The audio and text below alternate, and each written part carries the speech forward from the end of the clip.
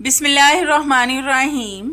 अस्सलाम वालेकुम नाज़रीन, वेलकम टू माय चैनल। नाज़रीन, टिप्स की दुनिया में चाहे आप बिगनर्स हों या फिर एक्सपर्ट्स, किचन के कुछ टिप्स आपके खानों को और भी ज़्यादा बेहतरीन बनाने में मदद ज़रूर करते हैं। क्या आप भी इस तरह के कुछ स्मार्ट टिप्स की तलाश में हैं? तो आज के मेरे ये सारे टिप्स सिर्फ आपके लिए हैं। ये टिप्स आपकी एनर्जी और वक्त दोनों को बचाकर आपके खानों को और भी मज़े के बना देंगे। तो चलें बढ़ते हैं अपनी पहली टिप की तरफ बिना टाइम ज़ाया किए। आज मैं आपके साथ बर्तनों को चांदी की तरह चमकाने का सस्ता और आसान सा तरीका बताऊंगी। इस तरीके से आप प्लास्टिक के बर्तन, स्टील के बर्तन, कांच के बर्तन और एल्युमिनियम के बर्तन, मतलब आप इस तरीके से अगर बर्तनों को साफ करेंगे तो आपके बर्तनों के हर तरह के दाग धब्बे साफ हो जाएंगे, चाहे वो जितने भी जिद्दी क्यों ना हो। मैंने यहाँ पर सिर्फ एक बर्तन लिया है साफ करने के लिए। ये सारे बर्तन बहुत ज्यादा गंदे हैं, इन पर जिद्दी किस्म के स्टेन पड़े हुए हैं। मैं इनको साफ करके आज आपको लाइव रिजल्ट चेक करवाऊंगी। तो चलें जल्दी से शुरू करते हैं अपना जबरदस्त क्लीनर बनाना। तो इसके लिए आपने सबसे पहले एक बड़े से बॉल में डालने हैं 2 गिलास पानी। ये आपने रूम टेम्परेचर का पानी लेना है। फिर हम इसमें डालेंगे 1 टेबलस्पून बेकिंग सोडा, जिसका इस्तेमाल आपने ज्यादातर केक को बेक करने के लिए किया होगा। सफाई में भी इसका कोई जोड़ नहीं। फिर हम इसमें डालेंगे 3 टेबलस्पून व्हाइट विनेगर, जिसको हम सिरका भी कहते हैं, और इसका इस्तेमाल ज्यादातर हम चाइनीज फूड में करते हैं, लेकिन ये जर्म्स और बैक्टीरिया का भी खात्मा करता है। फिर हम इसमें ऐड करेंगे 1 टेबलस्पून काला तेल, जिसको हम सल्फ्यूरिक एसिड भी कहते हैं। अब हम इन तमाम चीजों को अच्छी तरह से मिक्स करेंगे। काला तेल थोड़ा सा वक्त लेता है पानी में हल होने में। ये बहुत स्ट्रॉन्ग क्लीनर है। इसको सर्फ बनाने, डिश वॉश लिक्विड बनाने और भी बहुत सी चीजों में इसका इस्तेमाल किया जाता है। अगर आप डिश वॉश लिक्विड बनाने का ओरिजिनल तरीका सीखना चाहते हैं तो मुझे कमेंट्स में लाजमी बताएं। मैं आपको बाजार वाले डिश वॉश लिक्विड से भी ज्यादा अच्छा तरीका बताऊंगी। तो आप देख सकते हैं कि हमने अच्छी तरह से इसको मिक्स कर लिया है। अब हम इसमें एक एक करके सारे बर्तन डालेंगे। अगर आप ज्यादा बर्तन वॉश करना चाहते हैं तो बड़े से टब में ज्यादा पानी डालकर इस क्लीनर को बनाएं। मैं तो सिर्फ आपको टिप दे रही हूँ कि आप इस तरीके से सारे बर्तन वॉश कर सकती हैं। अब हम इनको 10 मिनट के लिए ऐसे ही छोड़ देंगे। तो 10 मिनट के बाद हम आपसे मिलते हैं। तो हमारे 10 मिनट हो चुके हैं। अब हम लेंगे एक स्क्रबर। इसके साथ हम सारे बर्तनों पर बारी बारी रब करेंगे। जितनी देर आप ये देख रहे हैं, मेरी आप सब व्यूवर्स से रिक्वेस्ट है कि जिन्होंने अभी तक मेरे चैनल को सब्सक्राइब नहीं किया वो जल्दी से सब्सक्राइब कर लें और साथ बेल आइकन पर भी लाजमी क्लिक करें, ताकि हमारी नई आने वाली वीडियोस का नोटिफिकेशन आप तक जल्दी से पहुंच सके और आपको मेरी ये जबरदस्त सी वीडियोस ढूंढनी ना पड़े। और हाँ, प्लीज मेरी इन वीडियोस को लाइक भी लाजमी किया करें, क्योंकि इससे हमारी हौसला अफजाई होती है। तो आप देख सकते हैं कि मैंने सारे बर्तनों को एक ही दफा रब कर लिया है। अब मैं इनको वॉश करके आपको दिखाती हूँ, बल्कि मैं आपके सामने इनको वॉश करती हूँ ताकि आपको सामने इसके रिजल्ट नजर आए।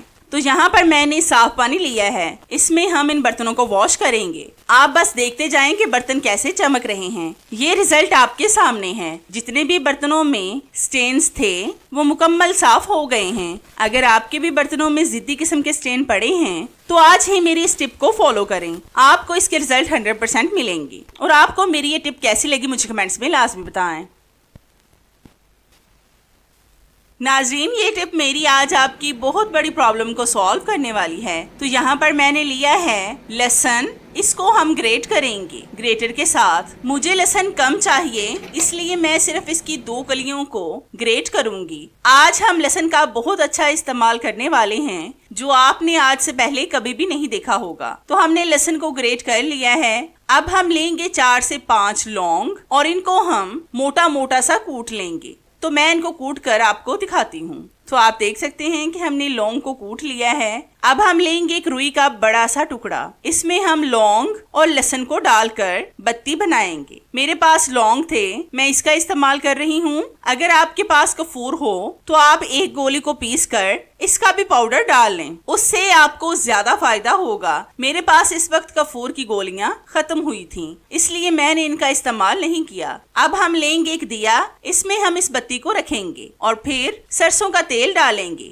अगर आपके पास नीम का तेल है तो वो ज्यादा बेस्ट है, लेकिन अगर नहीं है तो कोई बात नहीं, आप सरसों का तेल भी इस्तेमाल कर सकते हैं। अब हम इस दिए को जलाएंगे और मैं आपको बताती हूँ कि इस दिए का हम किस चीज के लिए इस्तेमाल कर रहे हैं। आपने अक्सर देखा होगा कि गर्मियों में हमारे किचन में मक्खियां मच्छर बहुत ज्यादा हो जाते हैं, जिनसे जान छुड़ाना काफी मुश्किल होता है। और अगर आप केमिकल वाली चीजों का इस्तेमाल करते हैं तो उनका धुआं हमारी सेहत के लिए अच्छा नहीं होता, क्योंकि उस धुएं से हमारे फेफड़ों के खराब होने का खदशा होता है। और जिस घर में छोटे बच्चे हों तो आप खुद सोचें कि उनकी सेहत कितनी खराब हो सकती है। इसलिए घरेलू चीजों का इस्तेमाल करना चाहिए जिससे हमारी सेहत भी खराब ना हो। आप भी लाजमी एक बार इस टिप को ट्राई करके देखें, आपको इसका रिजल्ट इंशाल्लाह 100% मिलेगा। और अगर ये मेरी टिप आपको पसंद आई हो तो मुझे कमेंट्स में लाजमी बताएं।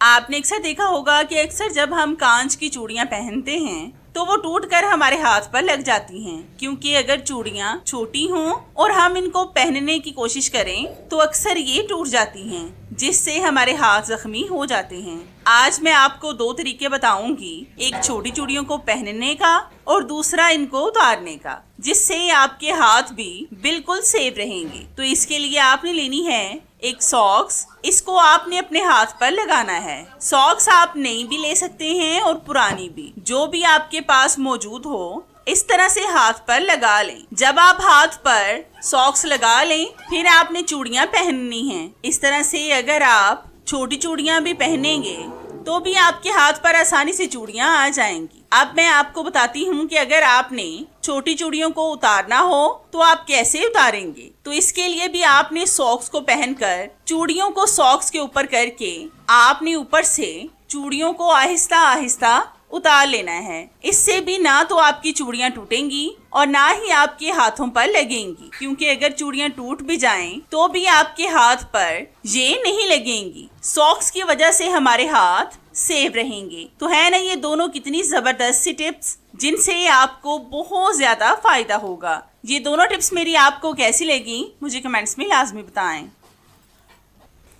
ये टिप मेरी हैंड बैग से रिलेटेड है। आपने अक्सर नोट किया होगा कि जब हम हैंड बैग खरीद कर लाते हैं तो उस बैग में कागज वगैरह दिए जाते हैं जो आपके बैग की शेप को खराब नहीं होने देते। जब हम इनको घर में लाएं तो फिर वो कागज निकाल कर हम फेंक देते हैं। जिस तरह के ये हैंड बैग बहुत ज्यादा कॉस्टली मिलते हैं, अगर इनकी शेप खराब हो जाए तो ज्यादातर हम इसको बेकार समझकर इसका इस्तेमाल तर्क कर देते हैं। आज मैं आपको ऐसी जबरदस्त टिप बताऊंगी जिससे आपके बैग की शेप खराब नहीं होगी।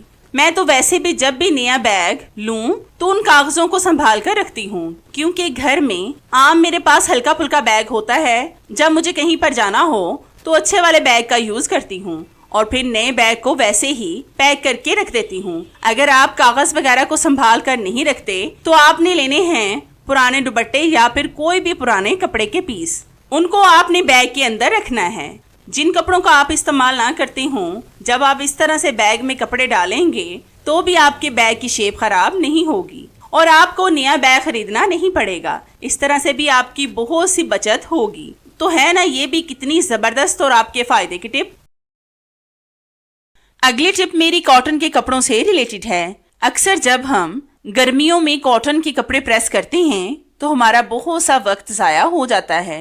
बहुत सी खवातीन कॉटन के कपड़ों को प्रेस करने से घबराती हैं, लेकिन आज मैं आपको बहुत जल्दी और आराम से कपड़े प्रेस करने की बहुत जबरदस्त टिप बताऊंगी। तो इसके लिए सबसे पहले आपने शलवार और कमीज पर अच्छी तरह से पानी लगाना है। अगर आपके घर में स्प्रे वाली बोतल है तो इसके साथ पानी लगा लें। अगर नहीं है तो इस तरह से बोल में पानी लेकर सारी शलवार कमीज पर पानी लगाएं। आपने सारे कपड़ों पर अच्छी तरह से पानी लगाना है। मैं स्प्रे वाली बोतल का इस्तेमाल इसलिए नहीं कर रही हूँ क्योंकि हर किसी के पास वो नहीं होती। मैं आपको हमेशा सिंपल तरीका बताती हूँ ताकि आपको कोई परेशानी ना हो। जब आप अच्छी तरह से कपड़ों पर पानी लगा लें तो इन दोनों को एक दूसरे में लपेट दें और तकरीबन 5-7 मिनट के लिए इनको ऐसे ही रहने दें। तो तकरीबन 7 मिनट के बाद हम आपसे मिलते हैं। हमारे 7 मिनट हो चुके हैं। अब आपने एक बात का ध्यान रखना है, जिस जगह पर आप कपड़े प्रेस कर रहे हैं वो लकड़ी का बना हो